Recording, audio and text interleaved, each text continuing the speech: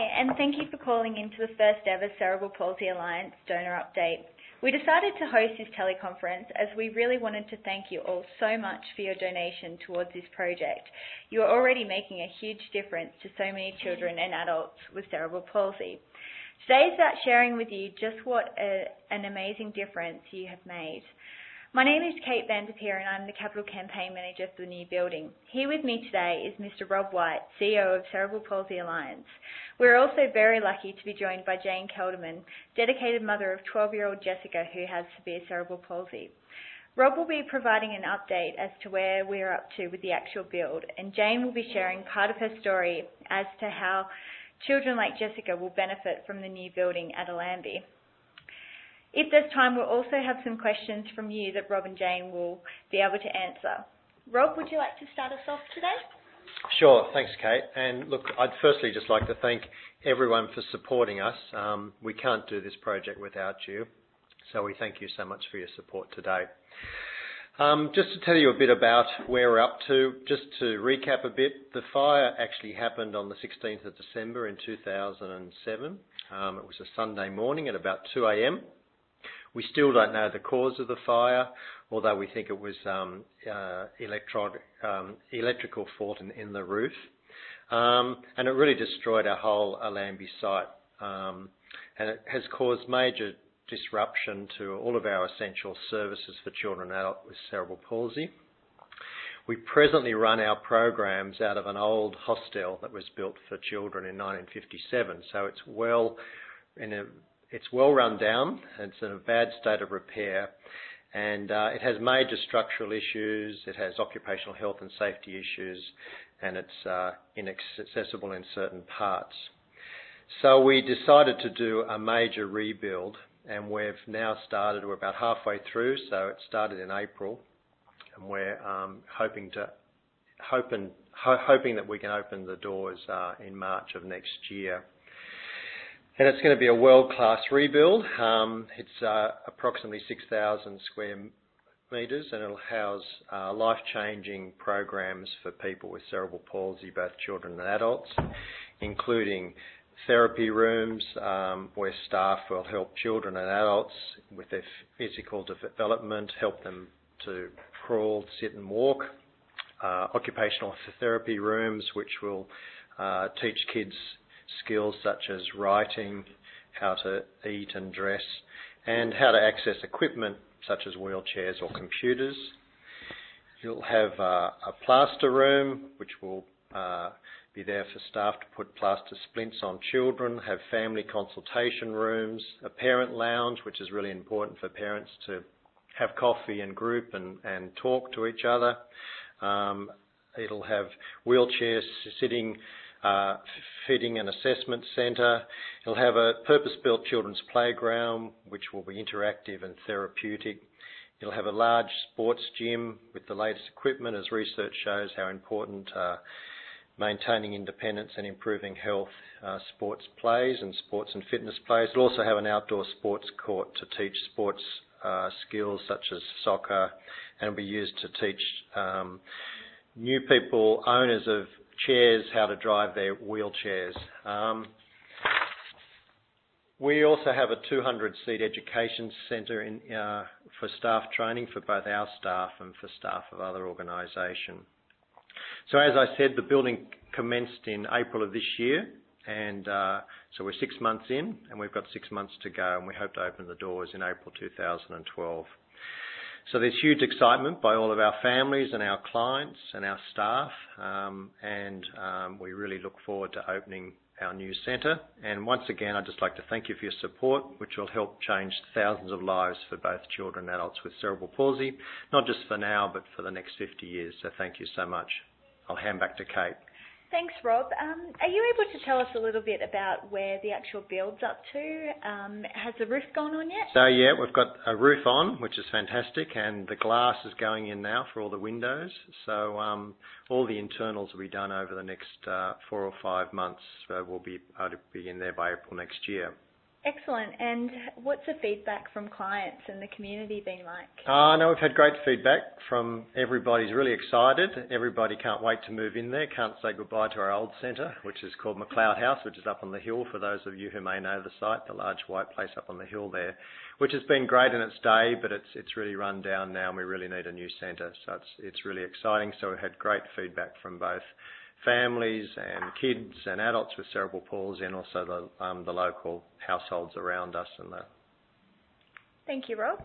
We also have Jane Kelderman in here with us today, and Jane's the mother of 12-year-old Jessica, who has cerebral palsy, and Jessica's actually joining us for the teleconference as well today, and we just showed her some photos of the new building and she's very excited about it.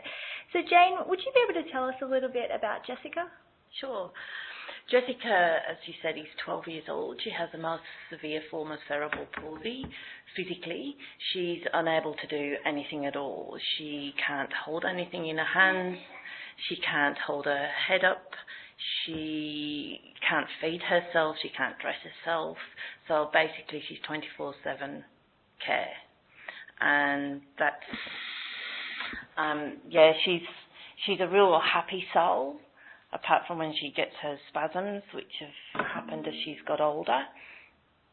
But she's a happy girl, and there's nothing that we won't do or try and give a go to, whether it be a sporting thing, whether it be horse riding or sailing or snow skiing. We try and do everything.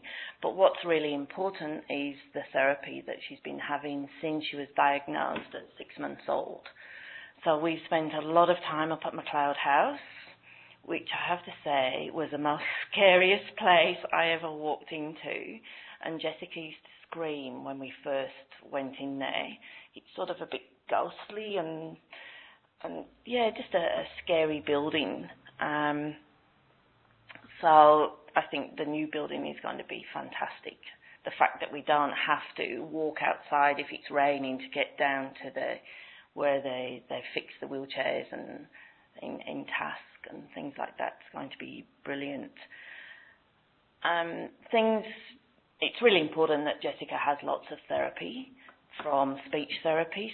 So that's things because she's non-verbal, so helping her to eat so that she's swallowing correctly and chewing food, through to occupational therapy. We have a fantastic LT, Bryony, who is brilliant and on call because she's so severe with cerebral palsy. There's lots of tiny issues that she gets, like sores, pressure sores and that sort of thing that need to be dealt with. So that's really important. And of course we've got hydrotherapy and physio. So those are all major things that Jess needs, or all children with cerebral palsy need, but when it's so physical as Jess. Sure. And are you able to tell some of our donors about perhaps some of the day-to-day challenges that you and Jess experience? Well, because Jessica's my only daughter, for me, every day's a bit of a challenge, I suppose. From the moment she wakes up in the morning, I have to dress Jess. She can't use the toilet, so we wear nappies, so we have to change those. Because she can't hold her head up, which means she can't sit up, she has to be in a wheelchair. So once she goes into a wheelchair, and because of her lack of standing and sitting, her bone density is very low. So that means we have problems with her spine, so she's in a full body brace the whole time, so she has to go into a brace before then she's lifted into a wheelchair. And at the moment, as you say, she's only 12. I can lift her into a wheelchair, but if it's a carer, we have to use the hoist to put her into the wheelchair. And then it's that the day starts with breakfast, which she has to be fed, and if she won't eat, she also has a peg tube, so we might feed her through the peg. If she won't eat or drink, she gets topped up with the peg, and then whether it be off to school, a school bus picks her up, and then the whole day is just Jessica doing her thing, but because she has a manual wheelchair, she can't take herself anywhere. There's always got to be somebody with her to take her, push her, move her, do whatever. And obviously there are a lot of challenges, but what are some of the happy moments you've had with Jess in the last couple of years? Well, the happiest thing happened about 6 weeks ago, which was riding for the disabled. Started back up in ride, and to see her face when she got on that horse was just amazing. It was back to old Jess, the biggest smile you ever saw, and that was just, that was fantastic just to see that. Sure. And you've seen some of the photos of the new site and the architect's plans. What are sort of some of the things that you're most excited about with the new centre, and what you and Jess will benefit from most? Well, not only are the therapy rooms are going to be easy accessible, and it's going to be easy to get there. You don't have to push up a rackety old road to get to the front door, of which the door might open or might not open. So you put the brakes on and open the door and then go in. But so the huge therapy rooms are going to be fantastic. But I am so excited about the bathrooms, because bathrooms at McLeod House are not suitable for children in wheelchairs or adults in wheelchairs. And having seen the new proposed bathrooms, they're going to be fantastic. Excellent. So with some of that, whilst people have been RSVPing for the teleconference, we've actually had some questions that have come in from some of our callers as well. So just wanted to put those out to Rob. Are you able to tell our donors where we're up to with the fundraising? Fundraising is going well. We can always do with more though, but fundraising, we set a target of 7 million. We've currently got just under 5 million, so we're really excited by that. So we're 2 million shy, or a bit more than 2 million shy. And that's come from a range of people. Some of it's come from the government. So the Premier gave us 1.7 of that 5 million. And then we've had a number of corporates that have supported us. But we've also had a wide range of mums and dads, I'd call them, who are supporters of our organisation, have been great supporters and are really the backbone of the organisation. So we really want to thank them for that. Great. And we also had another question around, will the new centre allow us to see more clients in the future? Yeah, no, it will certainly. I mean, we presently see, across the state, we probably see about 4,000 kids and adults with cerebral palsy, but there'll be a lot more space in this new centre. We're also hoping for more staff over time as well. But it also, as I talked about, it has a sports gym, and that'll be something that can be used by hundreds of people, as well as the dental service, and as well as all the treatment rooms. So yeah, we certainly will be seeing more people there over time. And will clients come from all over New South Wales to use the new centre? Yes, in some cases that they will. I mean, it mainly will be the service centre for Sydney, and especially the northern part of Sydney. But we also have people that come down to Sydney to go to either Prince of Wales or the Westmead, come down here for other services as well, and they certainly come and see us, especially for our wheelchairs, and when we fit kids with wheelchairs and assess kids for new equipment and whatever, they certainly come to our site at Allambie. Great.